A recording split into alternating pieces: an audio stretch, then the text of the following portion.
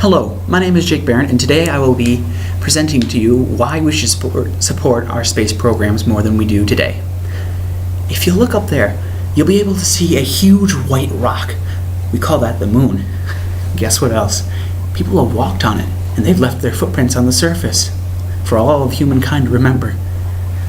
Has anyone ever said that to you? To look up and see a massive floating rock just out of reach of your hands, hanging above the earth, just ready to be touched. We look up at the night and see the moon, but do we think of who has been there and how far people have come? Or do we just see a big white rock? Today I will tell you why it is important for us to endorse our space programs more than we do today, and how space programs benefit us today. When I was young, I looked up at the night while I stood on the stack of hay bales and looked at the big thing just above me. I would look up at the moon every chance I got to when I was outside to make sure it was still there sometimes. When I think back and remember catching fireflies on a summer night, I couldn't see my way, but the moon was there to help me guide me, to light my path. When we think of space and the moon, we think of when we first stepped on the moon and thought we had just taken a huge step for all mankind. Today, the dream of going to another planet is well within our reach as well. But there are things keeping us here tethered to Earth. First of all is the obvious problem: money. It fuels everything around us, from our homes to our food. With it, nothing will move or happen. And this is the same for space programs.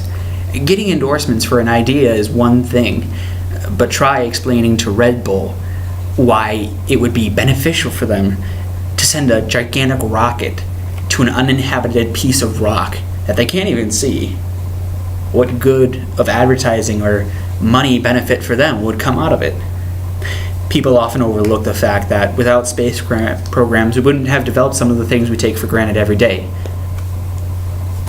Look at your cell phone for a second and imagine for a moment that you're looking at the world's first computer, a massive piece of machinery that took up a building's worth of space and electricity. When the idea of launching people into orbit came into play, the scientists needed help to calculate the trajectory, airspeed, and other essential information. They used a computer which was back then just a gigantic calculator. They used the computers to help them with the problem. The computer did very well at what it was programmed to do, but it only did so much for what it was meant to do. As the programs grew, the scientists needed more help. Then they needed a better computer. So after the better computers were made, they could do more, so much more than just calculating trajectory. They could give us projections of people on places we could never think of. Eventually, we did come up with a computer so powerful and advanced that it literally is in your hands today. Just think. Your phone has over 10 times the computing capacity of the first computers and the ones that sent people to the moon. Yet here we sit, playing on them and sending ugly selfies to each other. Another tethering factor of space programs is the need for propulsion. Sure, we can always pump more billions of gallons worth of fuel into a rocket just because it's easy, but that's not what's going to make us be able to touch the stars. Innovating new and better ways of energy are born from the idea of space travel and the health of our planet. When considering how long an astronaut would need to stay on such a platform like the International Space Station, scientists began to use new technology to create energy to power things. Gasoline and no gravity doesn't work too well if the fuel can't reach the engine. The solution was to use massive solar panels to not only power a station up in the stars, but also steer it. Being able to sit just above your planet for about a year produced major steps toward us being able to scout new homes without us even having to touch the rock.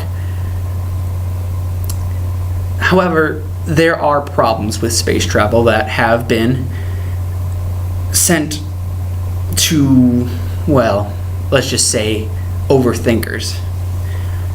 Back when space travel was still in its early years, astronauts were having troubles writing down their findings from the space stations or rockets due to the fact that their pens couldn't write down any notes because the ink couldn't get to the ball pen in low gravity. As such, scientists scrambled to find a new, innovative way to make sure the ink got to the ball pen so astronauts could take notes. At an international conference the next year after this was remedied, the American Embassy of Space People, NASA if you want to call it, they came to the Russian program and told them of their problem and how they remedied it. The Russians responded that they had indeed came up with the same problem the same year that the Americans did. Upon this, the Americans asked how the Russians came up with a solution. They simply stated they used a pencil. Not all space travel can be solved by scientists with huge brains or money that just flows down. Sometimes you have to get back to the basics. But being able to make new technology and to send people farther than we ever have gone is not only important for our species in the future, but it's also for us to stare up in the sky and be able to know that we've gone to no living creature has ever imagined to go another Earth, another home.